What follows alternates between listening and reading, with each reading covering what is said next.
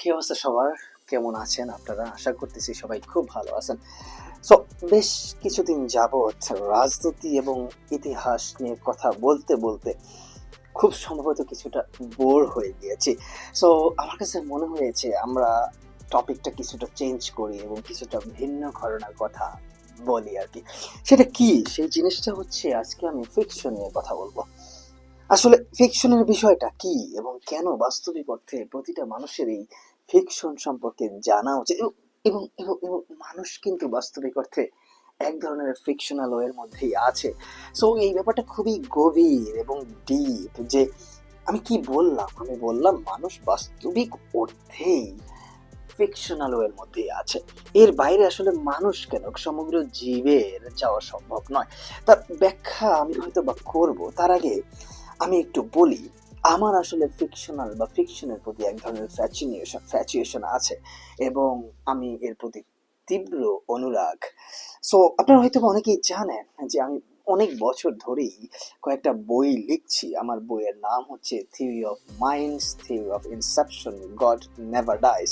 এই ৩ টা বই আমি বহু বছর ধরে লিখছি, প্লট তৈরি করছি এবং প্রতিটা প্লটে আমি আসলে কি করছি আমি অতটা ভালোভাবে বুঝতেছি না, বাট লিখে যাচ্ছি। সো এই ৩ টা বই অনেকটা ফিকশনাল এবং সেখানে কল্পনার বিশাল রাজ্য আমি সৃষ্টি করার চেষ্টা করেছি। আমি জানি না সেই কল্পনা আসলে কতটা মানুষের কাছে বোধগম্য হবে, বাট আমি আমার কল্পনা রাজ্যে যথেষ্টভাবেই বসবাস করার চেষ্টা করেছি। সো আমি আজকে তাই ফিকশন সম্পর্কে আপনাদের জানাতে চাই, বা ফিকশন কেন আপনার প্রিয় হওয়া উচিত, বা ফিকশনের প্রতি আপনার এক ধরনের মোহ বা আকর্ষণ কেন থাকা উচিত, সেই বিষয়টা নিয়ে আমি কিছুটা গল্প করব। প্রথম হচ্ছে ফিকশন বিষয়টা কি? এক ধরনের কাল্পনিক বা কল্পনা জগতের যে আপনার স্রষ্টা বা আপনি যা সৃষ্টি করছেন তার এবং আপনার ক্রিয়েটিভিটি, আপনার চিন্তা জগতের এক ধরনের যেই আহ, উদ্ভব, সেই উদ্ভবকে আপনি যেভাবে মিশেল দেন, সেই বিষয়টাকে আপনি কিছুটা ফিকশনের মধ্যে রাখতে পারেন। ফিকশনের অনেকগুলো ধারা রয়েছে, প্রতিটা ধারাই ভিন্নভাবে বিশ্লেষণ করা যায়, বাট আজকে আমি শুধু কল্পনা রাজ্য নিয়ে কথা বলবো। আমরা বাস্তবিক অর্থে মানুষ মানুষ কল্পনাতে বসবাস করতেই সবচেয়ে বেশি ভালোবাসে। সে জন্ম থেকে মৃত্যু অবধি কল্পনা রাজ্যেই বাস করে। আপনি তাকে বাস্তবে ফিরাতে পারবেন না। আপনি যদি একবার ভাবেন বা বলেন যে আমি কি আসলে বাস্তবে ফিরতে পারছি, আসলে না।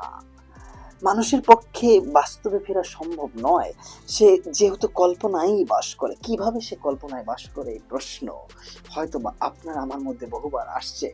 রিয়ালিটি বা বাস্তবতার মধ্যে দিয়েই আমরা যাই, তারপরও কেন আমি বলছি মানুষ কল্পনাতেই বসবাস করে?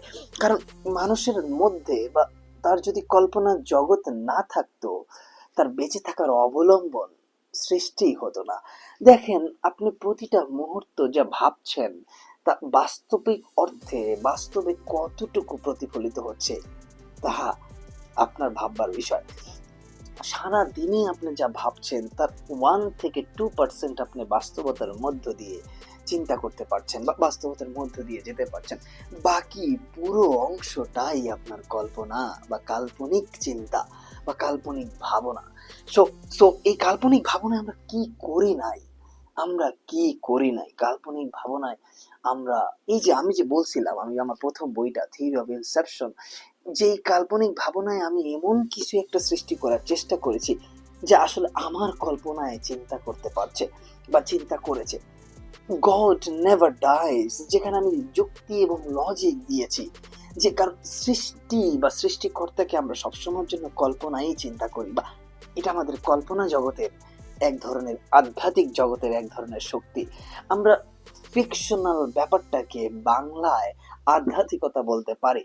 অর্থাৎ আধ্যাত্মিকভাবে আমরা যে চিন্তা ভাবনা করি সেগুলোকে আমরা বাস্তবে কিছুটা প্রতিফলন করার মধ্যে দিয়েই আমরা বলে থাকি মানুষটি আধ্যাত্মিক গুরু, অর্থাৎ সে আধ্যাত্মিকভাবে ব্যাপক শক্তিশালী। তার মানে হচ্ছে কল্পনায় সে খুবই শক্তিশালী। ঠিক এই ব্যাপারটাকে ইংরেজি মাধ্যমে আমরা বলি ফিকশন বা কাল্পনিক রাজ্য। যে রাজ্যে আমরা অনেক কিছু সৃষ্টি করি। বাস্তবিক অর্থে একজন মানুষ কতটা বেশি ফিকশনাল সেটা অনেকভাবে ডিপেন্ড করে। কোনো ব্যক্তি বা মানুষ তার এনভায়রনমেন্টের উপরে নির্ভর করে বোঝা যায় সে কল্পনা জগতে কতটা বসবাস করতে পারে বা তার কাল্পনিক জগৎ কতটা শক্তিশালী বা স্ট্রং। আমি প্রথমেই বলেছি যে আমরা সবাই কল্পনাতেই বাস করতে ভালোবাসি। কল্পনার বাইরে যাওয়াটা হচ্ছে আমাদের কাছে খুবই নিষ্ঠুর এবং খুবই কষ্টদায়ক। কারণ আমরা যদি বাস্তবতায় এক মুহূর্তের জন্য ফিরে আসি, আমরা দেখতে পাই হাজারো হাজারো প্রবলেম, কোটি কোটি সমস্যা, সামনেই মৃত্যুর ভয়, যে কোনো মুহূর্তে ভবিষ্যৎ ধ্বংস হয়ে যেতে পারে। এই হাজারো সমস্যার মধ্যে দিয়ে আমরা বেঁচে থাকি। কিভাবে বেঁচে থাকি? আমরা বেঁচে থাকি মূলত কল্পনায়। আমরা ভাবি যে কোনো একটা সময় আমি সুখে থাকবো, কোনো একটা সময় আমি ভালো থাকবো, কোনো একটা সময় আমি বড়লোক হব, কোনো একটা সময় আমি পৃথিবীতে শ্রেষ্ঠ কিছু হব। এই ভাবনার মধ্যে দিয়েই আমার একটু একটু করে সামনে এগিয়ে যাওয়া, একটু একটু করে আমার বেঁচে থাকার ধারণা। সো এই যে আমরা বললাম, তাহলে তো আমরা পুরোটাই ফিকশনাল, কাল্পনিক জগতেই আমরা থাকছি। প্রশ্ন হচ্ছে এই জগতে যারা চিন্তা করে যুক্তি দিয়ে, লজিক দিয়ে এবং তথ্য দিয়ে, তাদের ভাবনাটা হয়তোবা একটু বেশি গভীর এবং তারা হয়তোবা আরো গভীরভাবে চিন্তা করতে পারে। পৃথিবীতে আপনি সৃষ্টি করবেন বা ক্রিয়েটিভ হবেন বা আপনি বিজ্ঞানী হবেন বা আপনি রিসার্চার হবেন, এই জিনিসগুলো হওয়ার ক্ষেত্রে আপনার কল্পনা জগৎ বিশদ হইতে হয়, খুবই দৃঢ় এবং শক্তিশালী হইতে হয়। তো যেহেতু আমরা মানুষেরা কল্পনা জগতের মধ্যেই থাকি, তারপর এই জগৎটাকে আমরা সবসময় উপেক্ষা করি, একে আমরা ভালোবাসি, এর মধ্যে থাকতে আমরা পছন্দ করি, কিন্তু এই পুরো জিনিসটাকে আমরা সমগ্র জীবনের জন্য উপেক্ষা করে যাই। তাই আমি মানুষকে পরামর্শ দেই যে আমাদের অনেক বেশি ফিকশনাল হওয়া উচিত। মানবিক হিসেবে ফিকশনাল হইলে আমরা আসলে পুরো পৃথিবীর সিস্টেমেটিক যে গ্যাঞ্জাম, যে ক্যাওয়াস, যে এন্ট্রপি, সেইটা সম্পর্কে আমরা আরো বেশি বোধগম্যতার জায়গা সৃষ্টি করতে পারবো। এবং এবং সেই বোধগম্যতা আমাদেরকে খুব সম্ভবত অনেক শক্তিশালী করবে মানুষ হিসেবে।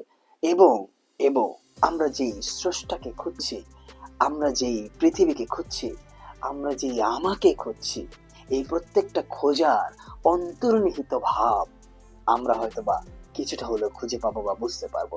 তাই ফিকশনাল হওয়া বা কাল্পনিক জগতে নিজেকে অনেক বেশি ইনভলভ করা, এটা যে দোষের কিছু নয়, এটা যে খুবই ভালো একটা প্রক্রিয়া হতে পারে, সেই বিষয়েই আমার অপিনিয়ন।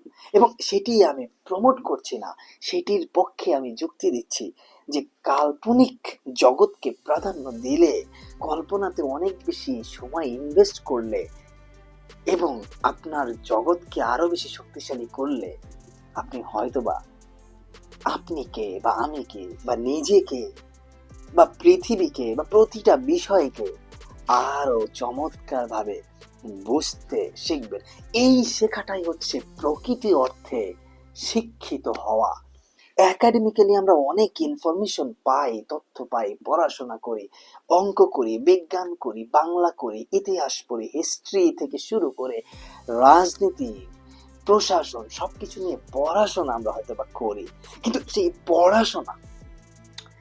পড়াশোনা আমাদেরকে খুব বেশি শিক্ষিত করতে পারে বলে আমার কাছে মনে হয় না। বঙ্কিমচন্দ্র চট্টোপাধ্যায় যথার্থই বলেছেন যে একাডেমিক পড়াশোনা যে আমরা গলাধকরণ করি, সেটাকে আমাদেরকে শিক্ষিত করে না।